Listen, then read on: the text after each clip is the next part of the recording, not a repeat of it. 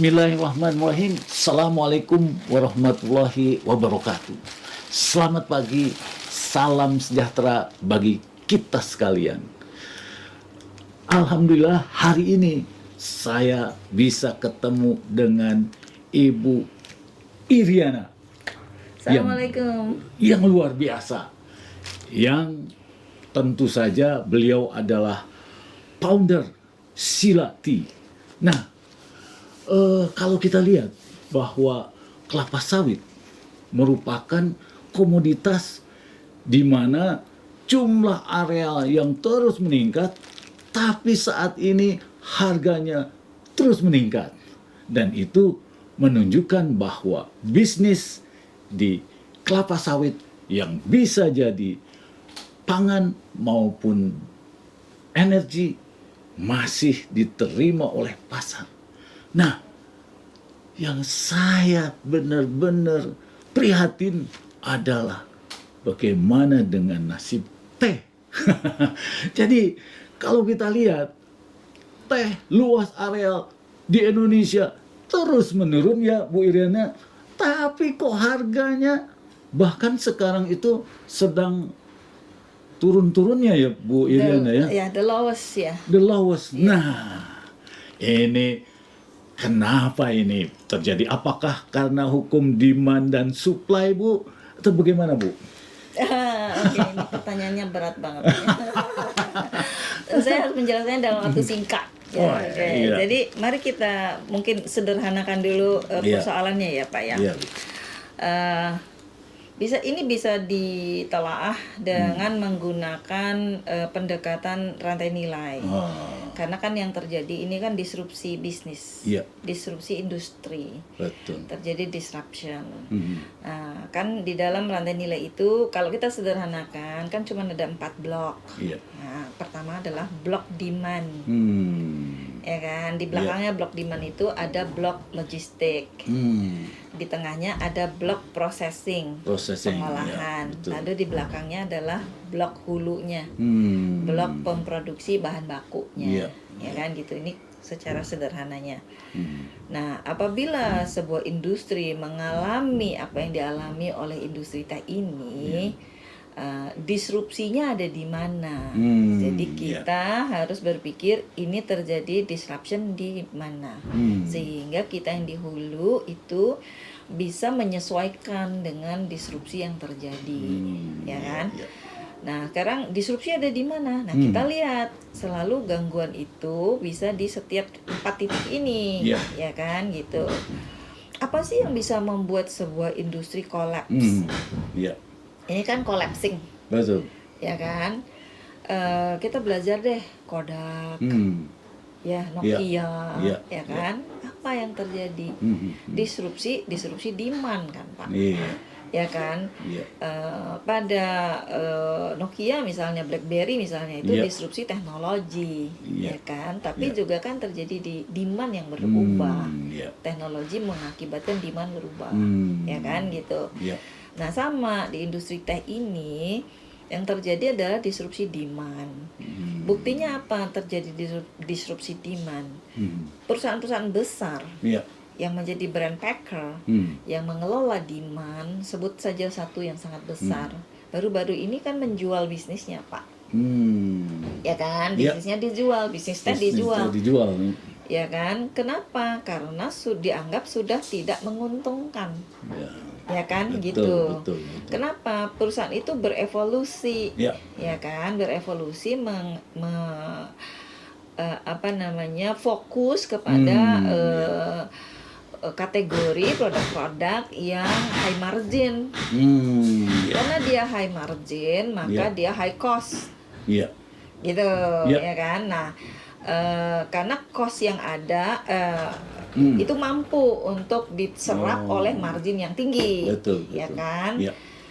Nah, ketika ada bisnis yang sifatnya commodity base, itu pasti marginnya nggak terlalu gede Pak, ya kan gitu. Karena kan teh yang disediakan langsung ke consumer itu nilai tambahnya dikit banget. Oh, jadi artinya saat ini apa yang terjadi di teh itu kita menjualnya pada buyer market atau bagaimana?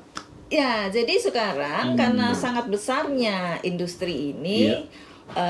dan oversupply dalam sediaan format yang sekarang ada, Iya. ya kan, maka dia berubah menjadi buyer market, bukan seller market lagi, gitu, Pak. Betul, Ya betul. kan? Bagaimana Bu untuk memperbaiki harga ini? Ya, jadi nggak bisa langsung serta-merta kita berharap harga itu akan berubah dalam suatu rantai nilai yang sudah berpuluh tahun, bahkan beratus tahun terfiksasi ya, gitu. Jadi perusahaan yang conventional buyer atau traditional buyer daripada teh ini 2 tahun yang lalu berulang tahun ke 150. 150. Iya, teh di Sri Lanka berulang tahun ke 150. 150. Ya kan, Betul. gitu. Jadi ini udah industri yang berabad. Iya. Ya kan? Udah tua juga Udah, ya. ya kan, gitu. Iya, Dan iya. berapa generasi itu? 4 Iya, generasi iya. kayaknya Betul, ya, betul. gitu, atau 5 generasi, ya kan? Jadi ini sudah sangat tua. Ini udah terfiksasi. Nah, bagaimana untuk membuat harga itu berubah? Iya. Ya harus mendisrupsi apa yang terjadi. Harus ada disruption. Iya. Ya kan, disruption, demand maunya kemana? Nah, identifikasi demand itulah yang kita harus lakukan. Kita menyelaraskan dengan itu, gitu. Dari dulu kan tidak pernah ada telaah bahwa formatnya harus seperti apa. Ya, saya mempelajari setidaknya ada berapa jurnal ya, itu yang diteliti oleh teman-teman para peneliti dari Pusat Penelitian Teh dan Kina, dari teman-teman dari universitas, dari IPB, dari USU kalau tidak salah, dari berbagai universitas menelaah tentang rantai nilai teh. Ya kan, tentang competitiveness daripada teh Indonesia. Memang dari telaahan itu kehilangan daya ungkit, kehilangan keunggulan, ya kan, gitu. Nah, kehilangan keunggulan ini apa? Kan harus diteliti lebih dalam lagi, Pak. Ya kan, ketika kita telaah lebih bawah, nanti baru kita bisa lihat, baru kita bisa merespon. Nah, gitu. Ya. Jadi artinya butuh waktu untuk mempengaruhi pasar dalam penghargaan terhadap teh. Begitu, Bu. Pasti, iya, pastinya butuh waktu untuk pasar Indonesia ya, gitu. Karena apa yang terjadi disrupsi di luar itu masih dalam skala yang kecil ada di Indonesia, gitu kan.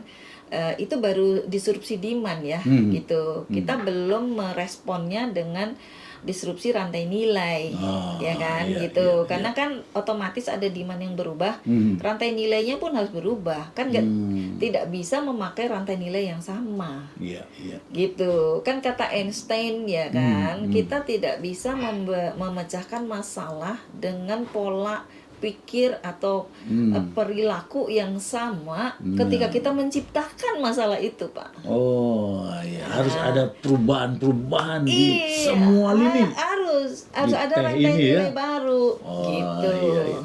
Ini Bu, nampaknya di Pusat Penelitian Teh ini kan ada Asamika, ada Sinensis, di mana ternyata Sinensis ini produktivitasnya lebih rendah daripada Asamika. Namun ternyata dengan format saat ini, reward terhadap produk ini tidak beda, hampir sama. Bagaimana menurut Ibu?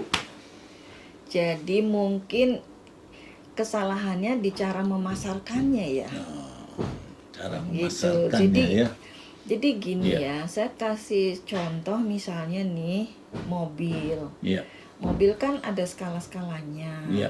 Kalau kita bikin Mercy, kan kita pasarkannya di kalangan yang bisa mengapresiasi Mercy ya. Betul. Kalau kita punyanya Mercy, tapi kita pasarkannya ke orang yang mampu beli mobil yang lebih kecil, cc lebih kecil. Ya, terus kita ya udah sellernya cuman itu. Otomatis dia bilang, loh saya cuma punya uang sekian. Kalau Bapak Mercy-nya mau jual sama saya harga segitu, ya saya monggo saya beli, ya kan? Aduh, ini sangat menarik dalam rangka bagaimana menaikkan harga teh. nampaknya memang teh ini masih perlu ada perubahan-perubahan yang sangat mendasar. Apakah ini memang akan merespon dengan harga yang rendah ini, sehingga memang dalam Adam Smith di hukum ekonomi itu kan ada invisible hand yang saya melihat justru di teh ini di daerah tinggi ini sudah banyak juga yang ke kopi begitu ya Bu ya. Kemudian di dataran rendahnya ada yang ke sawit dan lain-lain. Nah, apa harapan Ibu kepada stakeholder teh ini, bagaimana supaya penghargaan atas jerih payah industri hulu teh ini yang terus memelihara dan mengembangkan yang sudah 150 tahun lebih ini bagaimana nih Bu? Terima kasih nih Bu. Iya, makasih. Ini pertanyaannya ini berat banget nih Pak ya. Nanti saya mesti mengkompos kalimat saya supaya tidak ada yang tersinggung ya gitu. Dan ketika saya mengatakan ini, saya tidak hendak menyalahkan siapa-siapa. Iya, gitu. betul Bu. Ya kita fokus pada solusi ya, bukan masalahnya. Gitu. Jadi gini, kita mesti melihat semua stakeholder ini mesti menyadari bahwa disrupsi dalam disrupsi yang besar ini, yang melemahkan ini, kan ini seperti kita tertarik ke dalam lubang sumur ya Pak ya. Iya kan gitu. Ini semua tertarik ke bawah ke dalam lubang sumur karena dalam 3 produsen penghasil teh Indonesia, ada Blok Rakyat, ada Blok PBS swasta, dan ada Blok perusahaan PBN. Negara ya gitu. Tapi kan semua itu bermuaranya, kecuali rakyat mungkin ya, yang 2 besar ini bermuaranya pada brand packer yang sedikit. Kalau di Indonesia kan cuma 1 yang gede ya. Itu yang Blok Rakyat ini juga terfiksasi pada demand yang low end. Ya kan, yang itu juga aging gitu. Ya kan, itu juga terfiksasi di situ. Betul. Saya mau ngomong yang ini dulu. Yang rakyat ini kan dijual sangat murah. Ketika sebuah produk menjadi sangat murah, ya kan, dia hanya punya 2 pilihan. 1, dijual kepada orang yang terdekat karena logistik cost-nya itu tidak akan bisa pergi terlalu jauh. Betul. Ya kan? Sehingga hanya dipasarkan pada suatu komunitas wilayah teritorial tertentu. Nah, kalau ini terjadi apa-apa di teritorial ini, maka ini juga menjadi terdisrupsi supply-nya ya. Betul, gitu. betul. Nah, similarly di 2 blok besar ini kan cuma beberapa brand packer, ya kan. Nah, brand packer ini 1 sudah hengkang, lempar handuk keluar, ya kan gitu. Tinggal beberapa, ya kan gitu. Nah, ada sih yang baru, tapi juga akan berpikir bahwa ini sesuatu yang komoditas tidak terlalu menguntungkan ya, marginnya lebih rendah daripada margin lain kalau saya invest. Kalau saya punya uang kan saya pilih investasi saya tentunya yang perusahaan yang marginnya paling menguntungkan buat saya ya gitu. Nah, komoditi ini kan tidak begitu, ya kan. Makanya kita mesti melihat bahwa dalam kejatuhan industri ini ke dalam dasar sumur gitu. Ini belum jatuh-jatuh banget sih saya melihatnya ya gitu. Butuh 2 saja. Karena yang pertama adalah perusahaan yang besar ini mendisrupsi dengan melakukan inovasi, mengangkat ini kembali. Ya kan gitu. Tapi tidak akan terjadi karena kan itu butuh inovasi, butuh dana yang sangat besar, ya kan, butuh pasar ini berkoalisi, ya kan, sehingga dia menjadi naik gitu kan. Nah, sudah ada upaya tuh perusahaan besar itu membeli brand yang premium, tapi nggak bisa ngangkat juga, karena kan tekanan daripada pasar finansial, pasar uang, ya kan gitu. Yang kedua adalah kebijakan dari pemerintah. Gitu. Nah, kebijakan itu harus dibicarakan dengan semua ini. Gitu. Dan itu murah sebenarnya. Murah ya Bu ya. Cara mereverse ini, kejatuhan ini menjadi bouncing back dengan kebijakan. kebijakan. Itu. Nah, kebijakannya apa?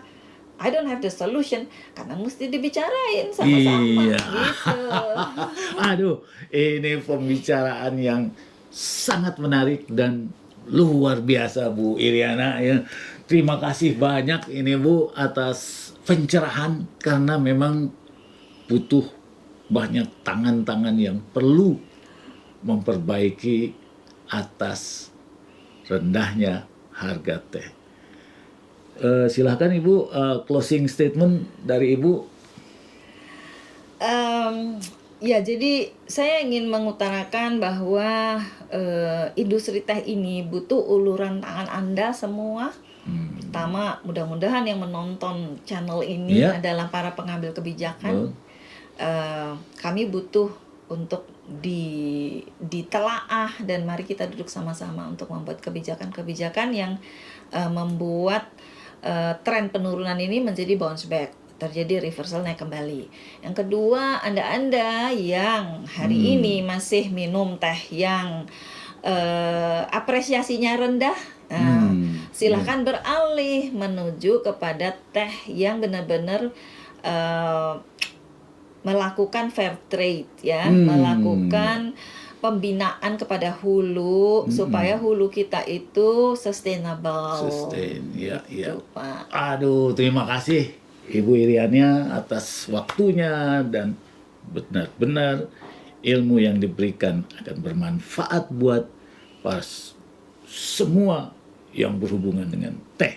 Dan memang teh itu merupakan bagian dari kesehatan ya Bu ya. Nah, menyegarkan, harmoni. Nah, saudara-saudara, terima kasih atas dukungan saudara-saudara sekalian dan mulai dari sekarang, mulai dari diri sendiri dan kita harus mulai beralih kepada teh yang benar-benar teh dengan penghargaan tinggi. Terima kasih Ibu Iriana dan ini adalah contoh teh yang benar-benar teh untuk kesehatan. Terima kasih. Wassalamualaikum warahmatullahi wabarakatuh.